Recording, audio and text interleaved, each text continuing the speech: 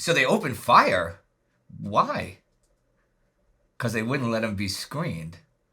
Now, that seems a bit drastic by both sides, doesn't it? Huh? It worked? They killed a bunch of guys and then left. Huh? How about that? All right, see ya. February 24th, 1952. It's been building up and bubbling up for quite some time, as we've seen, and this week it explodes. This week, there's a riot in Compound 62.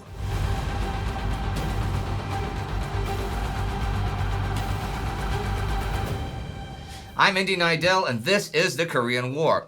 Last week, the big news was that Item 5 on the Armistice Talks agenda, agreeing on how they will get to an actual international peace conference post-armistice, has been agreed on by both sides.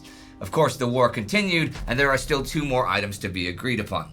There was also a lot of unrest and tension building up at the UN's Koje-do POW camp off the South Korean coast. In fact, the standoff at Compound 62 of the camp explodes this week. For the past couple weeks, the communists who control the compound have refused to allow North Korean screening teams in. These teams are to see if the civilian internees there wish to remain in South Korea or go north. The communists say there's no point in asking because everyone there wants to go north. Well, to break this standoff, in the wee hours of February 18th, the 3rd Battalion from U.S. 27th Infantry Regiment arrives and takes up positions outside. With bayonets fixed, the 4 companies passed through the gate and divided the compound into 4 segments. But the communists refused to bow to the show of force. Streaming out of the barracks, they converged on the infantry with pick handles, knives, axes, flails, and tent poles. Others hurled rocks as they advanced and screamed their defiance. Between 1,000 and 1,500 internees pressed the attack, and the soldiers were forced to resort to concussion grenades. The grenades, however, do not stop the assault, so the UN troops opened fire, killing 55 prisoners right there. Another 22 die of their wounds later on. There are 140 other casualties among the internees. Against this, the attacking troops take 1 man killed and 38 wounded. This might seem like a very high price to pay for the communist side, but they win their point. The infantry withdraws and the compound is not screened. UN command is also really worried that the story will somehow leak to enemy command and some distorted version publicly appear. So they quickly release their official account of the incident, placing the blame for it entirely on the communist leaders of the compound. The U.S. Department of the Army is also very clear to UN Commander Matt Ridgway that he must make very clear that this was only civilian internees here and not prisoners of war, and that only 1,500 of them took part. The civilian thing is pretty important. In light of the fact that the communist delegates at Panmunjom are very likely to make an outcry over this, dealing with civilian internees can be considered an internal affair of the South Korean government and outside the scope of the purely military armistice conference. There is another result of this. On the 20th, Brigadier General Francis Dodd is appointed new camp commandant, and he is to tighten up discipline. Dodd has been Deputy Chief of Staff for U.S. 8th Army, and 8th Army Commander Jim Van Fleet gets instructions from Far East Command in Tokyo. In regard to the control of the POWs at Koje-do, the recent riot in Compound 62 gives strong evidence that many of the compounds may be controlled by the violent leadership of communists or anti-communist groups. This subversive control is extremely dangerous and can result in further embarrassment to the UNC armistice negotiations, particularly if any mass screening or segregation is directed within a short period of time. I desire your personal handling of this planning. I wish to point out the grave potential consequences of further rioting, and therefore my urgent requirement for the most effective practicable control over POWs. That was a long one. On the 23rd, the communists officially protest the sanguinary incident of barbarously assaulting large numbers of our personnel and begin to repeat the claim that UN force is what prevents captives from choosing to return to North Korea or China. It is communist forces attacking this week, though, on another island. On the 20th, they attack the island of Yangdo. This island is off the east coast of North Korea near Songjin, and it is the garrison of ROK, South Korean Marines, being attacked. Shore batteries pound the island first, and then somewhere between 28 and 42 sampans try to land 250 or so men. However, the shore batteries are countered by American destroyers Shelton and Endicott and the New Zealand frigate Taupo. 15 sampans are sunk, which drowns a lot of the attackers, and the island garrison has destroyed all resistance by 10:30 a.m. Okay, that's one version of the story, but the Torpedo Bay Navy Museum has this to say about the fight. While on operations, Taupo was engaged with North Korean forces trying to invade Yangdo Island. In the early morning of the 20th of February 1952, a fleet of 15 sampans was spotted trying to land on the island.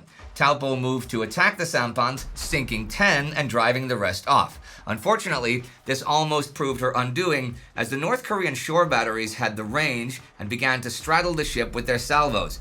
Chief Petty Officer Mason Risborough was the chief bosun's mate and was aboard Taupo and remembers the event.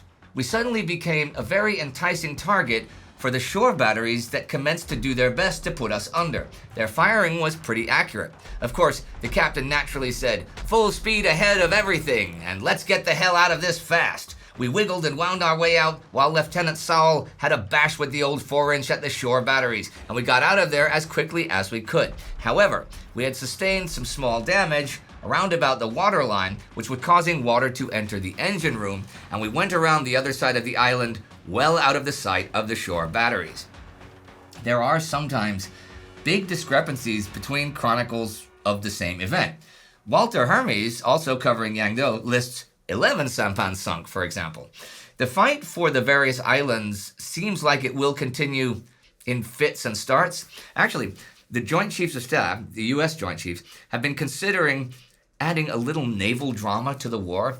Earlier this month, they recommended that the Air Force and the Navy both do big sweeps along the Chinese coast to sort of spur the Chinese along in the peace talks. You know why they didn't do it? Well, when British Prime Minister Winston Churchill was in Washington in January, British opposition leaders accused him publicly of approving new courses of action in Korea that Parliament had not approved. I don't think this was true, though don't quote me on that. But anyhow, the U.S. State Department figures if they do China sweeps just after that, it would give the image of confirming the charges and thus embarrass Churchill, so they don't. Remember a couple weeks ago in the United Nations that the Soviets charged the U.S. of using poison gas in the Korean War? Well, there was a little hubbub about that, although the U.S. has neither the chemicals nor the masks to either wage or defend against chemical warfare in that whole theater. But now there's a new twist. The radios in Peking, Moscow, and Pyongyang are broadcasting the public charges that the U.S. is guilty of conducting bacteriological warfare in North Korea and Manchuria. Enemy newspapers picked up the story and related how UNC planes had dumped infected insects and materials, and the artillery had fired shells filled with bacterial agents into communist areas. Complete with pictures, one article proved that on the 17th of February, a UNC plane had dropped a weapon north of Pyongyang filled with hideous infected flies that could live and fly in snowy weather. Obviously, this is an attempt to discredit the U.S., but intelligence reports say there's something more here. The communists are also trying to cover up their glaring lack of success in preventing or even controlling disease epidemics, and also to try and gin up more enthusiasm for the war in communist China and across Asia, amongst other communist nations or sympathizers. The disease thing is pretty serious. Just last year in North Korea, there was smallpox, typhus, and cholera. And since there's no reason to think 1952 is going to be any different, they really just want a scapegoat. U.S. Secretary of State Dean Acheson issues an immediate and strong denial that they've done any such thing, but reports begin to come in that this is believed in some Asian regions. Both U.S. State and Defense Departments get pretty concerned, and Ridgway is told to issue complete categoric denials if this comes up at the peace talks, as if that's not what he would do anyhow. The State Department invites the Red Cross to make a full investigation, and though they have not yet answered, it is hard for me to see the communists accepting the judgment of an organization that they see as an agent of the UN and not an independent, disinterested one. Speaking of the peace talks, The back and forth about troop rotation and the number of ports that can be used for it post-armistice continues. And by today, the UN side is proposing 35,000 troops can be rotated each month through 6 ports, right? And the communist side is agreeing to 35,000, but only to 5 ports. This is remarkable since the UN began at 75,000 a month and like a dozen ports, and the communists had just 5,000 men and 3 ports. Last month, I talked about the discussions going on about inspection and supervisory teams that will make sure each side is actually sticking to the terms of the armistice, like troop rotation numbers. The Neutral Nations Supervisory Committee means something slightly different from what it says. Neutral here means neutral with respect to this war, not necessarily neutral like the Swiss are in general, right? The UN choices, anyhow, were Sweden, Switzerland, and Norway. And the communist choices were Poland, Czechoslovakia, and the USSR. Most of these are acceptable to the other side. The UN feels there's really no difference between the Soviet satellites, so any of them is the same. But remember, the Soviet Union is absolutely unacceptable to the UN. Whatever the reasons given weeks ago for that, the US is certainly not going to allow the Soviets to inspect all their weapons and material as it arrives in Korea, which the inspectors will be doing. But can they win an argument over this? Well, the trump card in the US hand was the agreement with the communists that the neutral nations must be acceptable to both sides. The power of the veto, long a favorite Russian weapon, might now be turned against the USSR. Well, that's great and all, but Ridgway has a suspicion.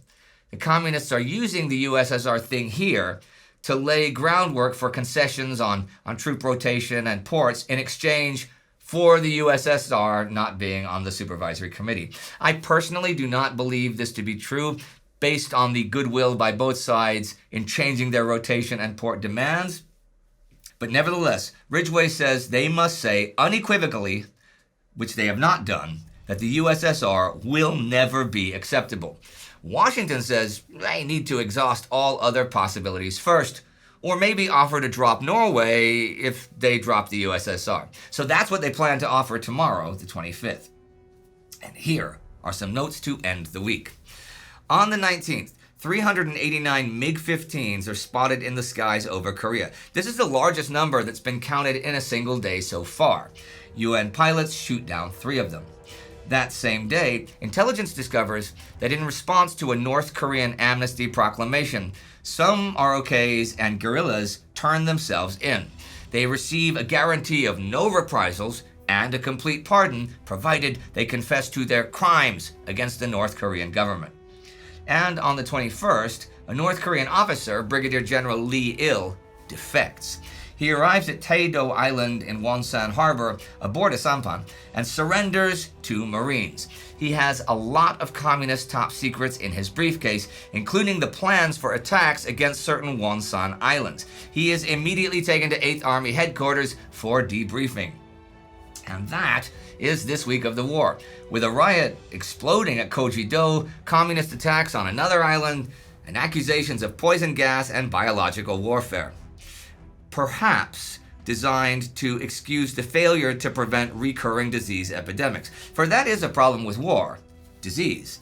It can, in some cases, kill more people than the actual war does. And which people does it kill?